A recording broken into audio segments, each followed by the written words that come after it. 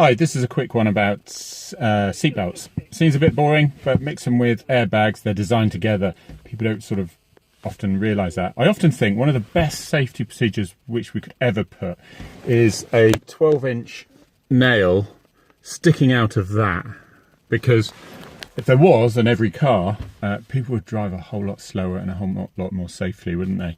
But anyway, I put that design suggestion forward, and it was thrown out. This is a bit unfair, but anyway, the whole point about the airbags, we love having them, but what we're finding when we go to collisions is that if you are not wearing one of these, a seatbelt, a very high-tech piece of equipment of a strap to hold you back, most modern cars now, when you do have a collision, the seatbelt retentions will pull it tight and pull you towards that.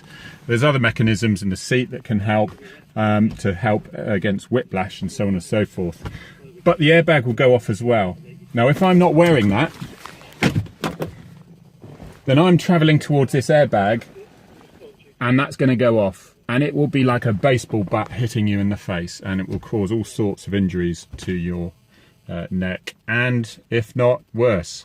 So the key thing is you're wearing your seatbelt not because just to wear your seatbelt, because it works in conjunction with your airbag.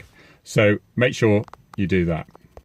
Now, the other thing we find is quite a lot, especially in the hot sunny days, not like today, granted, is passengers getting a little bit weary on a long boring drive, and so what they do, they tend to end up with their feet on the dash like that.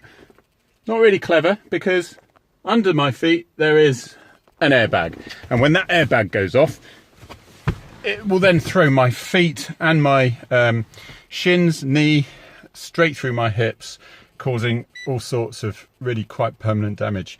So it might look relaxing, but if your passenger nods off, or if the car in front suddenly stops for a lowly squirrel crossing the road, then you're going to be in a whole load of trouble. So, okay, there's one more little habit that people keep doing. You see them driving along, and either they or the passengers have got the belt, instead of being a nice 3-point done on the waist, like so, making a nice 3-point at the buckle. You can't see it with all this gear, but take my word for it, it's in there, okay?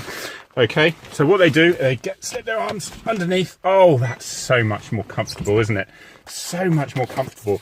Well, officer, you know, it's just causes so much strain on my shoulder. Well, if you've seen the amount of serious injury and fatalities that I have, you wouldn't worry about a little rubbing on your shoulder. And the reason that the seatbelt goes up there, funny enough, you'll find that they've designed it for a very good reason. Because at the moment, with it under my arm, like so, in the event of a collision, I am going to be flying forward very hard with absolutely no restraint on the upper half of my body. Now, I've seen the postmortems, I've attended quite a few postmortems, and what you find is you'll see a lovely little slice through the internal organs that the bottom lap belt has made. So, sorry about being a bit gory, and if you're watching this eating a dinner, then my question is why. But, so in order to prevent that, what you do, use it for what it's designed for by extremely clever people, far more clever than me. And again, you'll live another day. Thank you.